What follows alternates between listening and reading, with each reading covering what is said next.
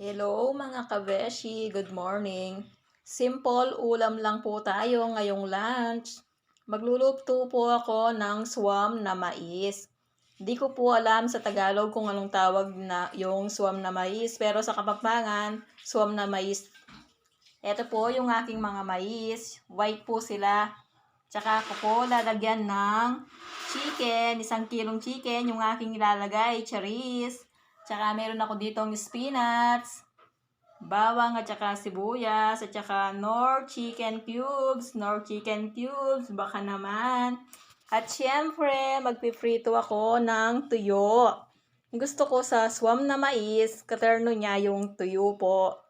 At saka, dudurugin ko na lang yung mais dito sa aking grinder na to. Ewan ko kung anong tawag dito. Basta, dito ko siya dudurugin mamaya. Ayan po yung timpla ng aking swam na mais. Corn soup. Dahil hindi kasya yung aking mais sa jar ng aking food processor, dito sa kaserola ng rice cooker ko na lang siya imas mga kabeshi. Yan, imamas ko siya dito sa aking food processor. Yan lang po, gagawin mo. Parang blender din to pag nag-bulog ng mga food. Kaya pwede siyang tawagin na food processor. Ayan, ganyan-ganyanin lang po natin. Hintayin po natin madurog ng maayos. Bago natin ituin. At eto na yung ating mais. Kung mapapansin nyo, durog na po siya. Pwede na siyang lutuin. Umpisahan ko nang lulutuin yung aking swam na mais. Siyempre, una yung bawang. Igigisa po muna natin.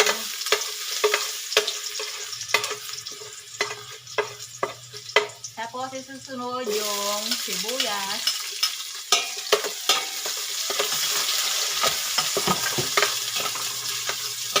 Hintayin lang po natin siyang maging golden brown ng konti yung sibuyas bago ko ilalagay yung aking 1 kilong chicken charis.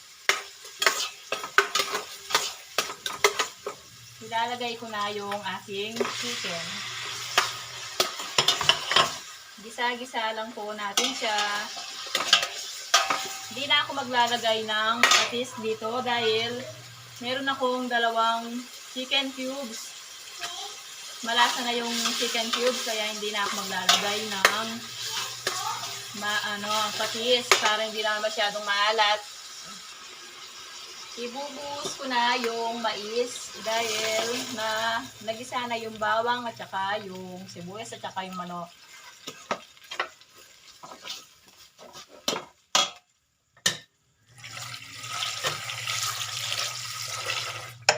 Naglagay ako dito ng mga 2 cups na tubig.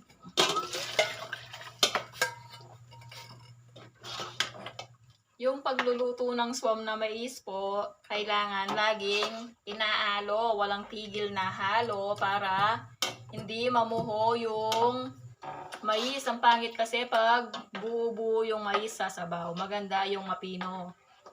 Kaya walang tigil na halo hanggang maluto.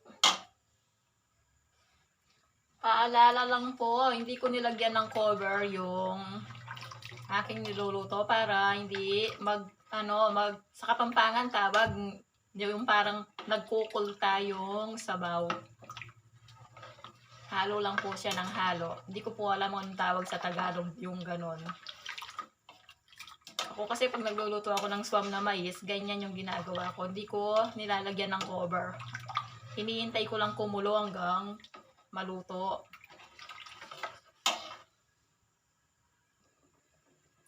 Ito yung sinasabi ko kanina mga kabeshi, dahil wala tayong tigil sa paghalo sa ating swam na mais. Yung sabaw niya, siya, parang soft na hindi magaspang yung niya, sabaw. Mapinong mapino, oh.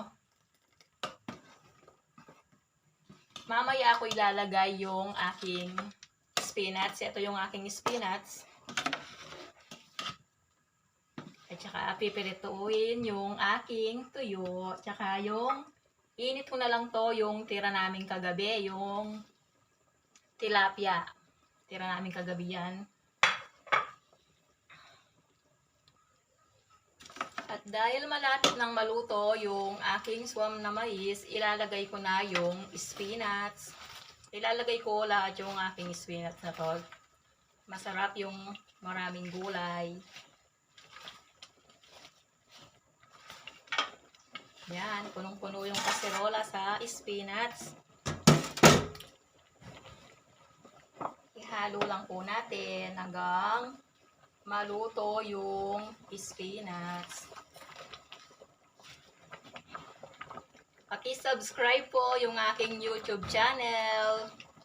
Rochelle Dilao po yung YouTube channel ko sa YouTube. Paki-subscribe po ako.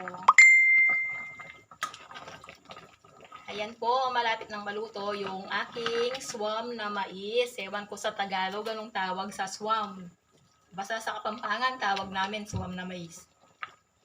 Para hindi na po kayo mahirapan, soup corn. Corn soup, ganon.